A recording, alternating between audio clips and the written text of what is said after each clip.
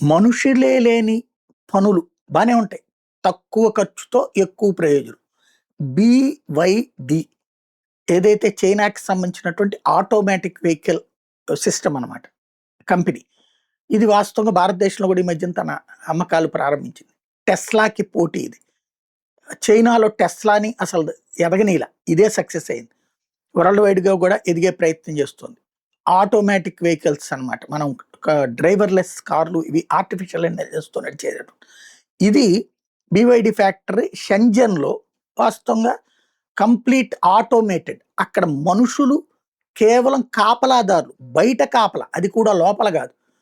లోపల ఏ మిషన్ ఏం చేస్తుందో తెలీదు. మొత్తం మిషన్‌తోనే పని. మిషన్‌లే కారుని సృష్టిస్తాయన్నమాట. ఫైనల్‌గా అవుట్‌పుట్ చెక్ చేయడానికి మాత్రమే మనుషులు అక్కడ. అలాంటిది ఇప్పుడు ఆ ఫ్యాక్టరీలో ఒక్కసారిగా మంటలు అంటుకున్నాయి.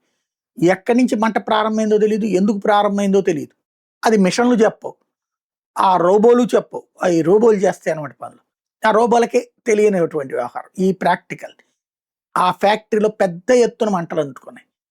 చివరికి అది బాగా విపరీతంగా ఒక పావు వంతు తగలబడ్డాక కానీ అది ఎక్కడో ఉన్నటువంటి డిపార్ట్మెంట్‌కి సంబంధించినోళ్ళు చూసాక కానీ ఐడెంటిఫై చేయలేదు.